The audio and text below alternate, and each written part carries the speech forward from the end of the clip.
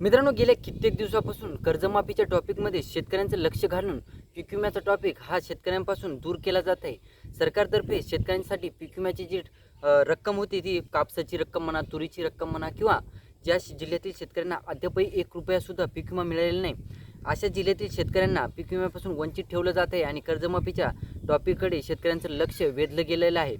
त्यात मित्रांनो, आपण आज ज्या जिल्ह्याविषयी माहिती घेणार आहोत, त्या 2 जिल्ह्यातील शेतकऱ्यांसाठी एक अत्यंत महत्त्वाची न्यूज आहे. ती म्हणजे त्या जिल्ह्यातील शेतकऱ्यांच्या पीक विम्याचा टॉपिक हा म्हणजे पीक विमा हा वाटपाचा काहीतरी निर्णय होणार आहे. तर ते 2 जिल्हे कोणते आहेत, त्याचबरोबर या जिल्ह्यातील शेतकऱ्यांना एक्झॅक्ट कधीपर्यंत आणि किती रुपये हेक्टरी रक्कम मिळणार, याविषयीची सविस्तररित्या आपण या व्हिडिओच्या माध्यमातून माहिती घेण्याचा प्रयत्न करणार आहोत. तत्पूर्वी जर चॅनलवर नवीन असाल तर चॅनलला सबस्क्राईब करा आणि समोरील जे बेल आयकन बटन आहे ते दाबायला विसरू नका. तर नमस्कार मित्रांनो, मी राज सुरेतर, स्वागत आहे कृषी न्यूज चॅनलमध्ये. मित्रांनो, तुम्हाला देखील काही प्रश्न असतील तर डायरेक्टली इंस्टाग्रामला मेसेज करून विचारू शकता. इंस्टाग्राम आयडी डिस्क्रिप्शन बॉक्समध्ये दिलेला आहे. एकंदरीत बघायचं झालं मित्रांनो, एकीकडे शेतकऱ्यांचं पीक विम्याकडे लक्ष होतं ते साईडला ठेवलं जात आहे आणि कर्जमाफी, या शेतकऱ्यांची कर्जमाफी होणार, त्या शेतकऱ्यांची कर्जमाफी होणार, हे नियम लागले, ते नियम लागले, या गोष्टीमध्ये शेतकऱ्यांचं लक्ष लागलेलं आहे. आणि शेतकऱ्यांना आता पीक विमा कापसाचा राहिलेला आहे, त्याचबरोबर तुरीचा पीक विमा राहिलेला आहे आणि बऱ्याच जिल्ह्यातील शेतकऱ्यांचा अद्यापही सोयाबीनचा सुद्धा पीक विमा हा पेंडिंग आहे. तर मग एकंदरीत बघायचं झालं मित्रांनो, बऱ्याच शेतकऱ्यांचे बीड जिल्ह्यातून मेसेज येत आहेत, व्हॉट्सअपला म्हणा किंवा इंस्टाग्रामला म्हणा. बरेच शेतकरी बीड जिल्ह्यातून विचारत आहेत. त्यात मित्रांनो, अकोला जिल्ह्यातील सुद्धा शेतकऱ्यांसाठी महत्त्वाचा टॉपिक आपल्याकडे आलेला आहे. तो म्हणजे बीड जिल्ह्यातील जे शेतकऱ्यांची जी पीक विम्याची रक्कम एकाही शेतकऱ्यांच्या खात्यावर वितरित झाली नव्हती.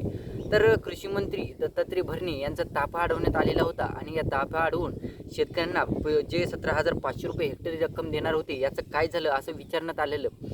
त्यात मित्रांनो, आपल्याला माहीत आहे 17,500 रुपये हेक्टरी का वितरण होणं पॉसिबलच नाही आणि हे म्हणजे नाहीच.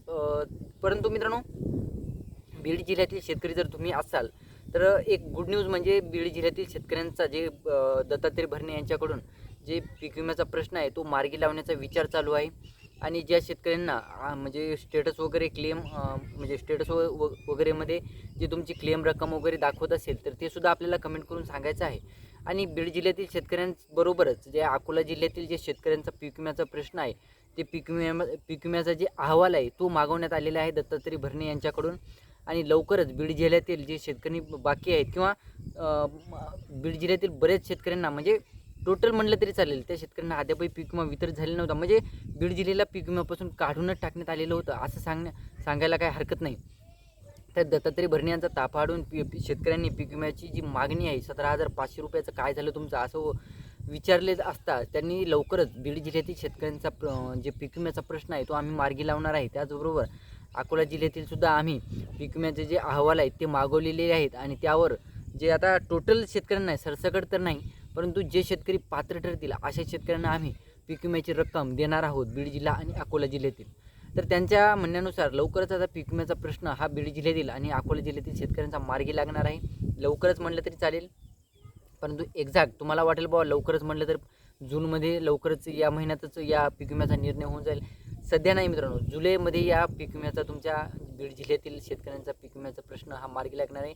आणि बऱ्याच शेतकऱ्यांचे प्रश्न आहेत की बाबा कापसाचा आणि तुरीचा पीक विमा कधीपर्यंत वितरण होईल. सध्या तरी कापूस आणि तूर पिकाचा पीक विमा जोपर्यंत कर्जमाफीचा टॉपिक संत होत नाही, थांबत नाही किंवा थंड होत नाही, तोपर्यंत आता कापूसाचा तुरीचा पीक विमा वाटप होण्याचे काहीही चान्सेस नाहीत, हे लक्षात ठेवा. तर ही होती छोटीशी आणि महत्त्वाची माहिती. व्हिडिओ आवडला असेल तर चॅनलला सबस्क्राईब करून ठेवा.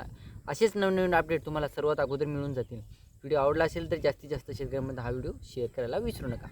धन्यवाद.